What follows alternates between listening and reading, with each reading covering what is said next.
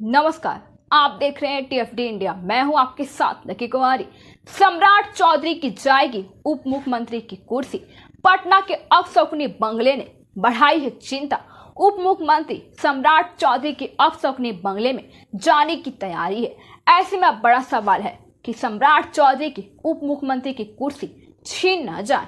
सम्राट को लेकर यह क्यासबाजियां इसलिए हो रही है क्योंकि पटना के 5 देश रत्न मार्ग के बंगले को अपना आशियाना बनाने जा रहे हैं। वहीं इस बंगले के साथ जुड़ा हुआ अपशकुन है कि जो भी उप मुख्यमंत्री यहां रहने चाहते हैं उनका कार्यकाल भी बीच में ही खत्म हो जाता है। उप मुख्यमंत्री से जुड़े नकारात्मक इतिहास वाले पटना के 5 देश रत्न मार्ग का बंगला अब सम्राट चौधरी का नया ठिकाना होगा। दरअसल उप मुख्यमंत्री के लिए पटना के 5 देश रत्न मार्ग का बंगला आवंटित है। इस बंगले में अब तक तेजस्वी यादव रह रहे थे, जो पिछली महागठबंधन सरकार में उप मुख्यमंत्री थे। हालांकि नीतीश कुमार के एनडीए के साथ ही जाने से तेजस्वी यादव की उप मुख्यमंत्री की कुर्सी छीन गई है और अब उन्होंने इस बंगले को खाली कर दिया है। वहीं तेजस्वी के पहले यहां तारकिशोर प्रसाद रह रहे थे, जो वर्ष 2020 में बनी एनडीए सरकार में उप मुख्यमंत्री थे। वर्ष 2022 में एनडीए सरकार जाने के बाद तारकिशोर प्रसाद को बीच में ही उप मुख्यमंत्री की कुर्सी छोड़नी पड़ी थी और फिर इसी बंगले में उप मुख्यमंत्री बने तेजस्वी यादव आए तो उनका भी कुर्सी महज कुछ ही महीनों में चली गई। और अब सम्राट चौधरी को लेकर भी यही सबसे बड़ी चिंता है कि 5 देश रत्न मार्ग बंगला के साथ यह कोई पहला मौका नहीं है जब यहाँ रहने वाले उप मुख्यमंत्री की कुर्सी भी बीच में ही चली गई है। और अब तक जो भी उप मुख्यमंत्री रहे हैं उनका कार्यकाल पूरा नहीं हो पाया है। वर्ष 2015 में तेजस्वी यादव पहली बार उप मुख्यमंत्री बने और इस बंगले में और रहे थे, लेकिन जुलाई 2017 में नीतीश कुमार ने राजद से गठबंधन तोड़कर भाजपा के साथ सरकार बना ली। हालांकि तेजस्वी का इस वैव और आलीशान बंगला से मोह नहीं छूटा।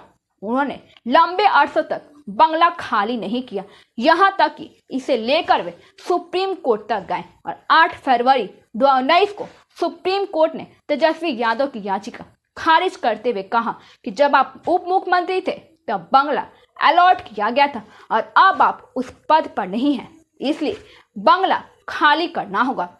और सुप्रीम कोर्ट ने तेजस्वी यादव पर कोर्ट का वक्त बर्बाद करने पर 50,000 रुपए का जुर्माना भी लगाया था। और तेजस्वी के बाद 5 देश रत्न मार्ग का यह सरकारी आवास सुशील कुमार मोदी को अलॉट हुआ, लेकिन कुछ महीनों बाद ही भाजपा ने सुशील मोदी को भी बिहार की राजनीति से दूर कर दिया और उन्हें नीतीश कुमार की और सरकार में उप मुख्यमंत्री पद से हटा दिया गया। सुशील कुमार मोदी को बाद में भाजपा ने राज्यसभा सदस्य बना दिया और माना गया कि सुशील मोदी का इस बंगले में आना उनके राजनीतिक करियर को बड़ा झटका दे गया और वे बिहार से दूर कर दिए। वहीं इस वर्ष कैंसर की बीमारी से जूझते सुशील मोदी का निधन हो गया। वहीं 2020 में बिहार में एनडीए सरकार बनने पर भाजपा ने तारकिशोर प्रसाद को भी उप मुख्यमंत्री बनाया और तब 5 देश रत्न मार्ग बंगला में तारकिशोर को आवंटित किया गया। अचानक से अगस्त 2022 में नीतीश कुमार ने नाटकीय घटनाक्रम में एनडीए से अलग होने का फैसला किया, क्योंकि उन्होंने राजद और अन्य दलों के साथ मिलकर सरकार बना ली। इसी कारण तारकिशोर प्रसाद को इस बंगले को खाली करना पड़ा।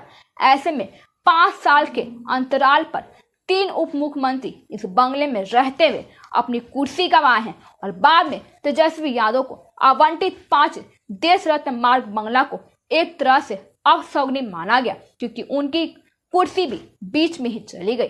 और 5 देश रत्न मार्ग बंगला के साथ जुड़े तमाम अपशकुन के बीच अब सम्राट चौधरी के विजयदशमी को इस बंगले में रहने के लिए और जाने की संभावना है।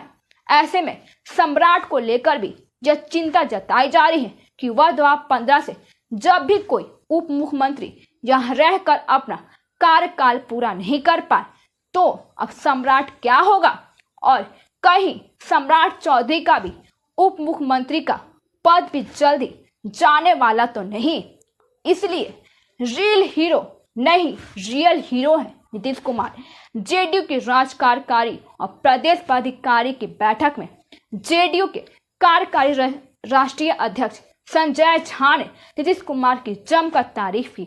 उन्होंने कहा कि जनता रियल नेता के फर्क को समझती है। नीतीश कुमार रियल नेता है। उन्होंने कहा है कि लोकसभा चुनाव के पूर्व हमारे दल के विषय में तरह तरह के नैरेटिव गढ़े जाते हैं लेकिन चुनाव परिणाम में नीतीश कुमार की राजनीति महत्ता और जदयू की प्रासंगिकता को पुनः साबित करने का काम किया है। संजय झा ने कहा है कि हमारी सरकार का एकमात्र लक्ष्य बिहार को देश के 10 समृद्ध राज्यों में पहुंचाना है। केंद्र और राज्य सरकार के परस्पर सहयोग से हम इस लक्ष्य को जरूर हासिल करेंगे।